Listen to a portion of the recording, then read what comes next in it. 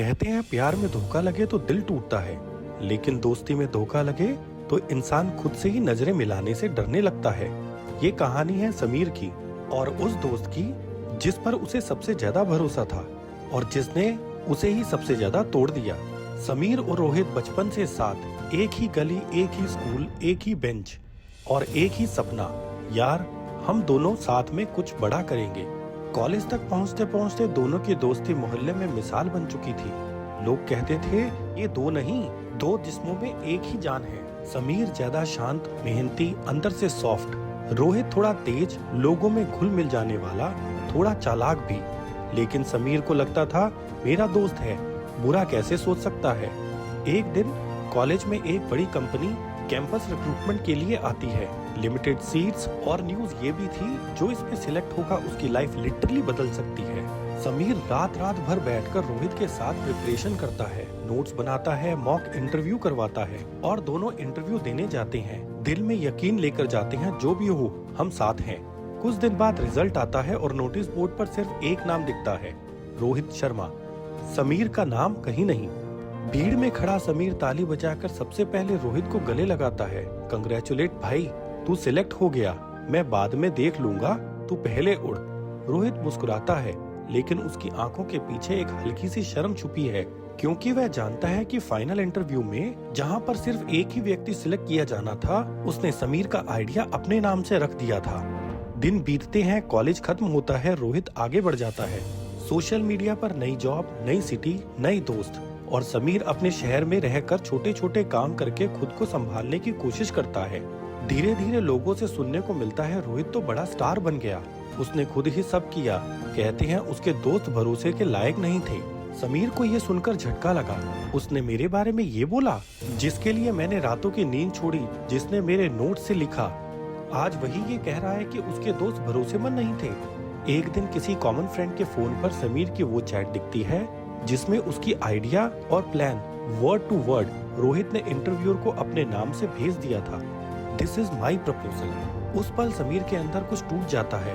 आंखों से आंसू नहीं, बस एक खालीपन, जैसे किसी ने उसके दिल से ट्रस्ट नाम का पूरा चैप्टर फाड़ कर निकाल दिया हो। वो खुद से कहता है गलती मेरी थी, मैंने दोस्ती को भगवान मान लिया और इंसान से ऐसी उम्मीद रखी कि वो कभी गलत नहीं करेगा। धीरे धीरे वो लोगों से मिलना बंद कर देता है, मैसेजेस सीन पर छोड़ देता है। नए लोग दोस्ती का हाथ बढ़ाते हैं तो वो मुस्कुराकर डिस्टेंस बना लेता है।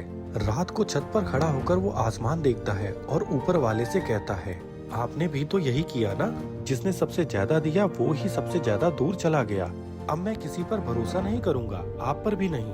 इसी बीच कॉलेज का एक सालाना इवेंट होता है जिसमें पुराने स्टूडेंट्स को बुलाया जाता है। समीर का मन नहीं होता, फिर भी घर वालों के कहने पर वो चला जाता है।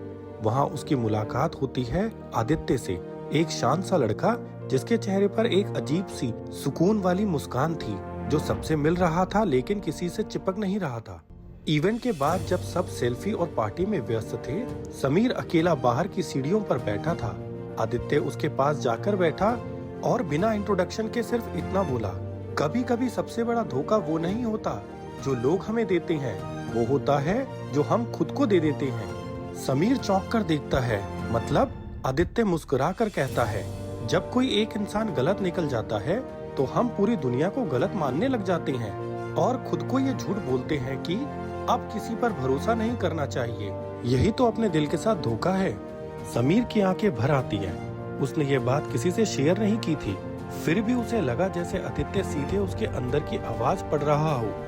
आदित्य आगे कहता है, देख, भगवान ने फ्रेंडशिप को गलत नहीं बनाया, हमने चॉइस गलत कर ली। लेसन ये नहीं कि अब किसी पर ट्रस्ट ही ना करो, लेसन ये है कि अब जल्दी ट्रस्ट मत करो, बिना देखे मत करो और सबसे ज्यादा ट्रस्ट खुद पर और ऊपर वाले पर करो। धीरे धीरे समीर और आदित्य की दोस्ती शुरू होती है, बिना डेली चैट, बिना ओवर अटैचमेंट, लेकिन बहुत साफ बाउंड्रीज और रिस्पेक्ट के साथ। आदित्य उसे छोटे छोटे स्टेप सिखाता है, किसी को माफ करना लेकिन खुद को फिर से उस जगह पर मजबूर न करना जहां तो टूट चुका था।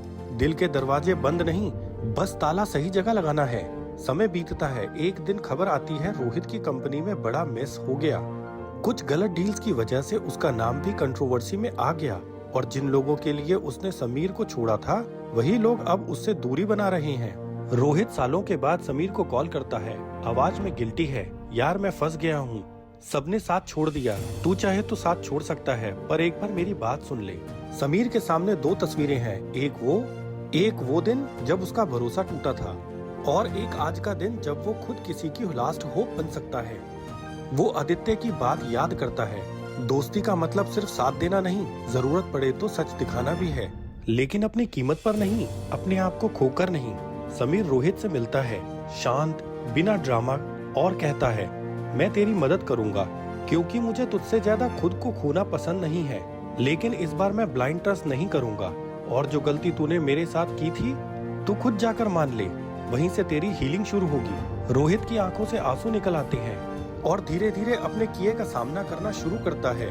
समीर घर लौटकर बालकनी में खड़ा आसमान देखता है और हल्के से मुस्कुराता है। शुक्रिया, आपने मुझे धोखे के बाद भी पीछे नहीं छोड़ा, मुझे कड़वाहट नहीं, समझ दी, और नफरत नहीं, सीमाएं दी।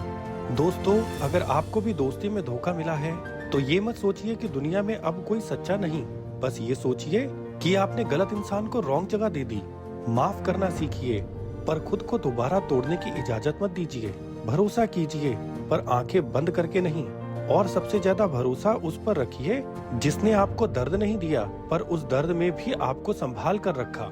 क्योंकि अंत में दोस्त बदले जा सकते हैं, हालात भी बदल सकते हैं, पर अगर आप खुद से और अपने भगवान से जुड़कर चलते हैं तो टूटकर भी बिखरते नहीं, और धोखा खाकर भी खुद धोखेबाज नहीं बनते। उम्मीद है दोस्तों आपको ये कहानी पसंद आई होगी, और ऐसी ही मोटिवेशनल कहानियां सुनने के लिए हमारे चैनल को सब्सक्राइब जरूर करें। आपका प्यार हमें मोटिवेट करता है ऐसी ही कहानियों को और लेकर आने के लिए। तो जल्द मिलते हैं आपसे नई कहानी के साथ नई वीडियो में। तब तक के लिए दिल की गहराइयों से धन्यवाद।